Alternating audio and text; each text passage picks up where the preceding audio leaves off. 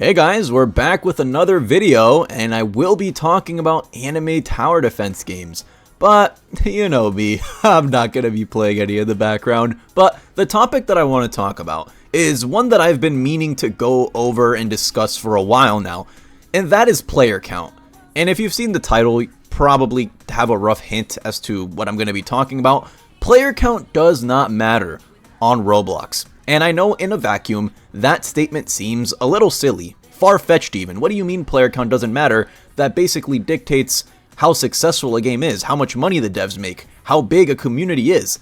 And yes, you are absolutely right on all of those fronts. Player count does determine a lot of things regarding a game.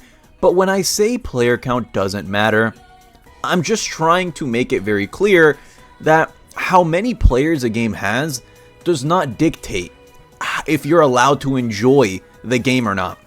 Something that I see with the anime tower defense community specifically is that we, myself included, all just hop on whatever anime tower defense game had the better recent update. That's how I see it. Literally, player count fluctuates so much, and I know that it's the same people who are just cycling between All-Star Tower Defense X, Anime Last Stand, Anime Vanguards. I think I'll include ARX in the conversation. I don't know. Would you guys consider Anime Rangers X an anime tower defense game? I would more so consider it a slightly better version of Souls RNG. But I don't know if I'd consider it an anime tower defense game. There's no real, strategy component, if I'm being honest. Sure, some people will argue that you can equip the little relics on your unit and you can mid-max the stats and make them better.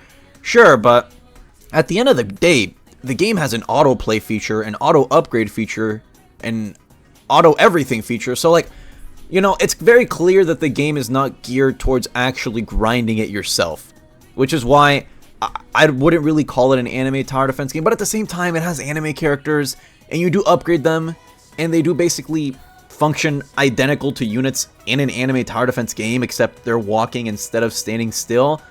I don't know. That's a whole different topic though. What I'm trying to get at here is that if a game does not have the highest player count, that does not automatically mean that it is a bad game, and it doesn't automatically mean that it's the worst game in the world. And I want to say this now, while Anime Vanguards is at the highest player count out of any anime tower defense game, that just because it has the highest player count doesn't mean you have to force yourself to play it. And on that same note, just because Anime Vanguards had a lower player count before didn't mean that it was any worse of a game.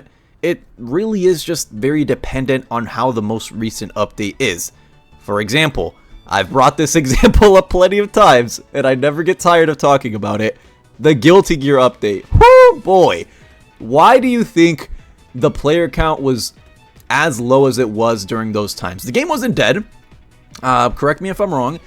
The game still had well over 10,000 players, but during this time period, why is it that they had so little players in comparison to other times? Many other times where they easily had way more players than the Guilty Gear update. Because it just wasn't that enjoyable of an update. People didn't mess with it. They didn't like it. And as a result, the player count dwindled. Does that mean that the entire game is bad and you're not allowed to enjoy it?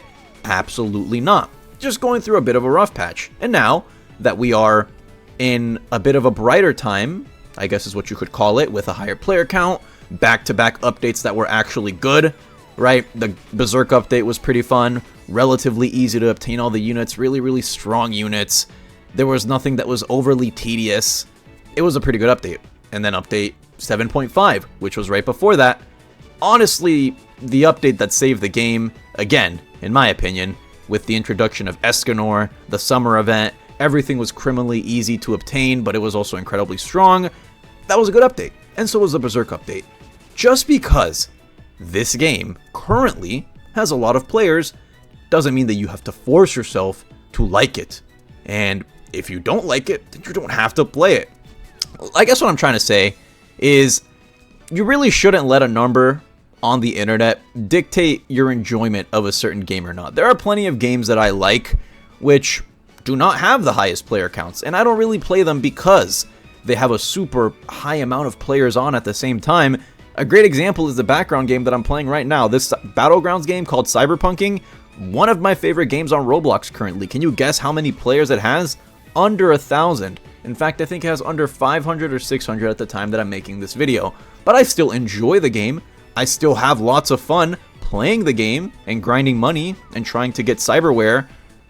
So, you know, why would I let a player count stop me from enjoying a game?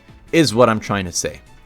Now, a very, very, very important argument, or, you know, another, on that same side. What am I even trying to say here? You know how a coin has two sides? Okay, whatever. You know, what I'm trying to say is, just because a game has extremely high players, it also doesn't mean it's good. Doesn't mean it's good. Man, I am fumbling over my words today. What is wrong with me?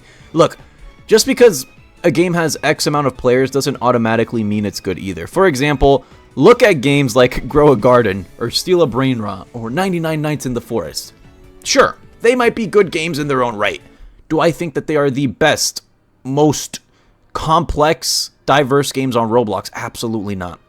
And just because of the fact that they have a really high player count, I will never force myself to play those games. Frankly, I do not have fun on them. And this applies back to the anime tower defense community, because let's say Anime Vanguards is no longer the #1 game. Let's assume that in this situation, they do not have the most players out of any anime tower defense game, which might happen.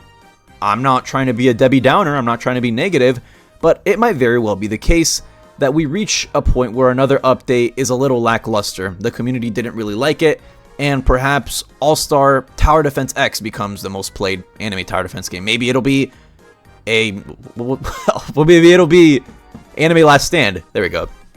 Just because those games have a higher player count at the moment doesn't mean that they're definitively the better anime tower defense game.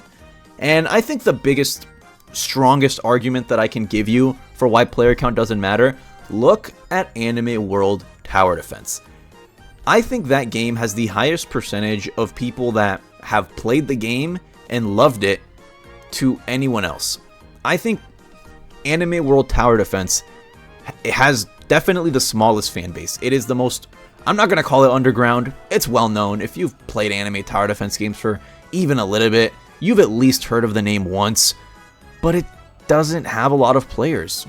It's pretty ignored in terms of player count. Anyways, this video went on way longer than I wanted it to be. Moral of the story is, don't let a player count influence whether you can enjoy a game or not. Have fun with what you want to have fun with. Play with what you want to play.